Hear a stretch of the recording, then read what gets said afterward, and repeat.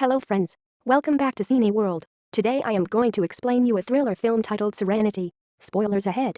Watch out and take care. In Plymouth Island, Captain Dill takes out his ship the Serenity every day to try to catch a legendary tuna fish that he's named Justice. His obsession with this fish is so extreme that it gets in the way of his business. When Justice takes the bait instead of passing the rod to the tourists that paid for a fishing trip, Dill tries to fish it himself, ignoring the advice of his sailor Duke. One morning, Dill goes as far as threatening tourists with his knife for trying to take the rod from him, causing them to refuse to pay for the trip. The worst part is, after lots of waiting patiently and struggling with the line, Justice escapes anyway. This whole fiasco is watched from the shore by Reed, who is so desperate to reach Dill that he crosses the water while wearing a suit just to come closer, yet he also fails to be noticed. After the trip is over, the tourists leave without paying. Duke's worried that he won't get paid today, but Dill knows how to get some money. He visits his friend Constance, and after having some fun together, she lends him the money he needs. Dill takes the chance to ask about her son because he's considering firing and replacing Duke.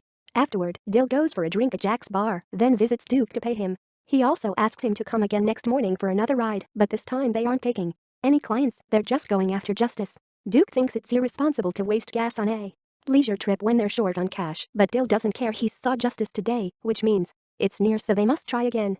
In the evening, Dill returns home and while drinking, he talks to the memory of his son, apologizing for not failing to catch the fish again. At the same time, Dill remembers the days he used to spend with his kid fishing. His son Patrick is at his mother's home, finding pictures of his dad and going through the same memories. The next morning, Dill drives his truck to the docks and doesn't notice Reed looking at him from a passing bus. Dill and Duke go on another trip to find Justice, but don't even get to see the fish, so when they come back to the island, Dill accuses Duke of bringing him bad luck ever since his wife died. Duke gets fired and leaves, and neither man notice Constance watching from her window. In the evening, Dill goes to drink at Jack's, who thinks Dill should see a therapist, but his advice is ignored. Their conversation is suddenly interrupted by Karen, Dill's ex-wife who he hasn't seen in years. Karen calls Dill John and asks her for a private place to talk. Dill takes Karen to his boat while, once again, Constance watches from her window.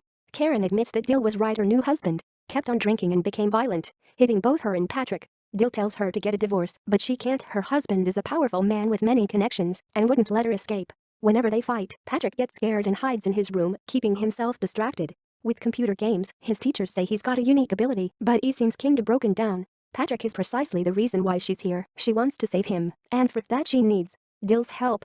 Her husband will be joining her on the island soon, and she wants to organize a trip on Dill's boat. She's willing to pay $10 million if Dill gets her husband drunk during the trip and throws him to the sharks.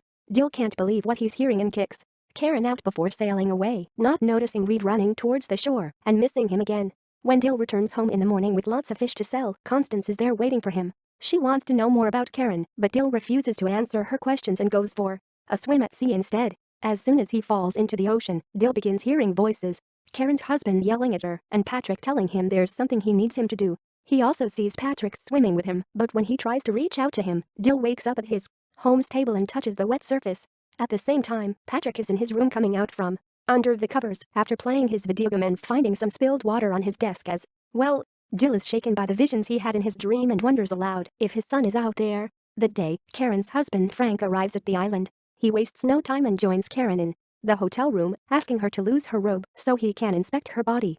Frank finds a scratch on Karen's leg, and not liking what it may imply, he takes off his belt to punish her. Meanwhile, Dill goes to Lois's fishing store to pay for what he owes and get some new hooks. Lois tells him everyone on the island knows about Karen and the ways Frank has been hitting her. She also informs him a man called Reed is looking for him, but Dill leaves without paying any attention. When Dill makes it to his boat, Frank and Karen are there, and Karen calls him Mr. Dill instead of John because Frank doesn't know who he really is. Frank complains about Dill's refusal to take him on a fishing trip, so Dill turns them down again by using his lack of sailor as an excuse since taking tourists without one is against the regulations. However, Frank thinks everyone has a price and promises to return the next day at 7 a.m. to go on the trip. He also tells Dill to be there for him as he shows him the gun he carries with him before leaving. Not caring about Frank, Dill goes sailing to look for Justice again. Once more, Reed arrives at the docks too late and misses Dill, but when he looks at his watch, he notices something is wrong. There appears to be a 20-second discrepancy in his allotted schedule. Dill doesn't find Justice today either, but he does get some good catches to sell at the market when he comes back. Then, he spends the night with Constance, who insists on asking about Karen and tells him he needs to choose between saving the lady or catching the tuna in his head. Afterward, Dill goes to the market, where he's approached by Duke, who has heard the gossip about Frank willing to pay 10 grand for the fishing trip. He points out they really need the money he needs to help his grandson. The Serenity needs an overhaul, and Duke has learned from Constance that he was fired out of pity, which he hates. This is a very unique opportunity that they can't miss, so Duke accepts to take Frank on the trip under the condition Duke keeps an eye on his captain to deliver him from temptation. The two of them go to the docks, where once again Frank and Karen are already waiting. Dill talks to Karen in private to inform her he'll only take Frank fishing and nothing else, so to try to change his mind, Karen describes the ways Frank hurts Patrick. She also tells him she knows Dill talks to Patrick all the time and that Patrick can hear him through his computer screen. Because they're connected, Dill ignores Karen's request and goes on the trip with Duke and Frank.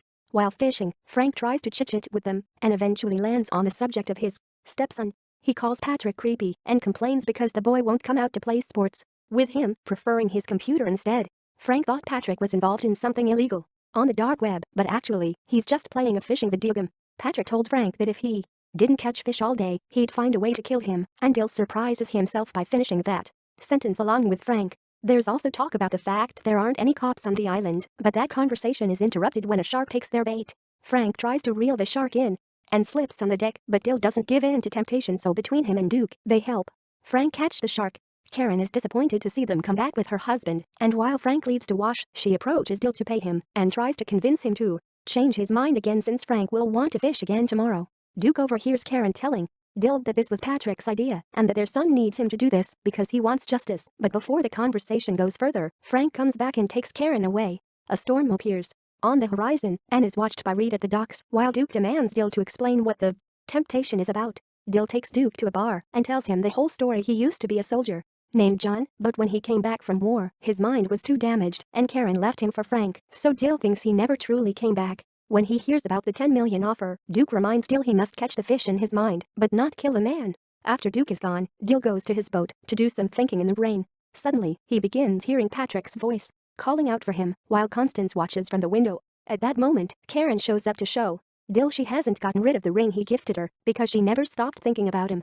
Then she kisses him, so Dill finally gives in and accepts to kill Frank in the morning, but Karen must bring Patrick to him in exchange. Karen accepts and tells him she's still the same girl he fell in love with, so Dill ends up getting busy with her right there on the boat and notices the scars Frank left on her back, which prompts Karen to point out they're both damaged in different ways. As soon as they're done, Dill declares he's beat Frank and kicks Karen out. Afterward, Dill starts talking to Patrick since supposedly he can hear him and promises his son he'll do this for him so he can finally step outside. When Dill returns home, he finds Reed waiting for him, who introduces himself as a salesman for a fishing supply company. Dill doesn't understand why Reed has come at 2:30 in the morning for a sale, so Reed explains he's tried during the day already and missed him every time.